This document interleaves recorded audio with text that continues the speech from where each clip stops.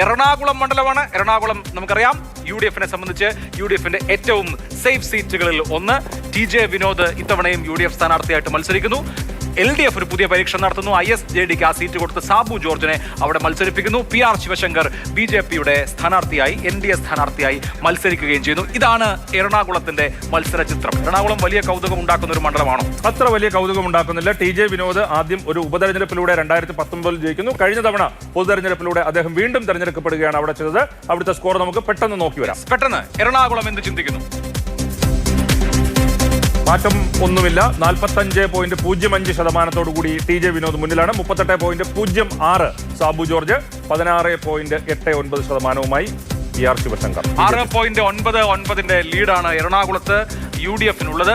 ഹൈബി ഈഡൻ മത്സരിക്കുമ്പോൾ പക്ഷേ 20,000-ന് മുകളിൽ ഭൂരിപക്ഷത്തിലേക്ക് പോകാറുണ്ട്. പക്ഷേ TJ വിനോദ് മത്സരിച്ച കഴിഞ്ഞ 2 തെരഞ്ഞെടുപ്പുകൾ എടുത്താൽ കഴിഞ്ഞ തെരഞ്ഞെടുപ്പിൽ 10,000-ന് ചില്ലറയായിരുന്നു. ഉപതെരഞ്ഞെടുപ്പിൽ കുറച്ചുകൂടി ചെറിയ ഭൂരിപക്ഷം, 3000 ശിഷ്ടം മാത്രമേ ഉള്ളൂ. യെസ്. അപ്പോൾ എറണാകുളത്ത് ഒരു ഹ്യൂജ് മാർജിൻ UDF-ന് ഉണ്ടാവുന്നില്ല എന്നാണ്.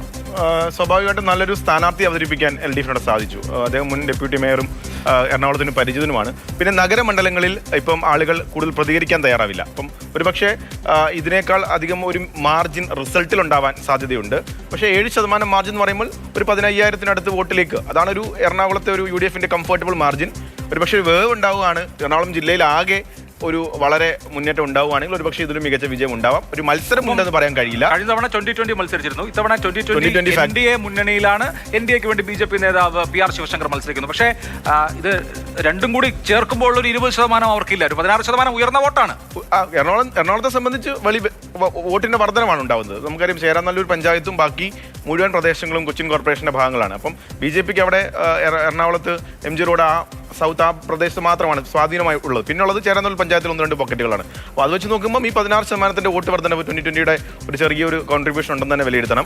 ഒരു മത്സരം നടക്കുന്നുണ്ട് എന്ന് പറയാൻ കാരണം ഒരു പരിചിത മുഖത്തെ, ഒരു കോമ്പറ്റീഷൻ കൊടുക്കാൻ പറ്റുന്ന മുഖത്തെ LDF-ന് അവതരിപ്പിക്കാൻ കഴിഞ്ഞു.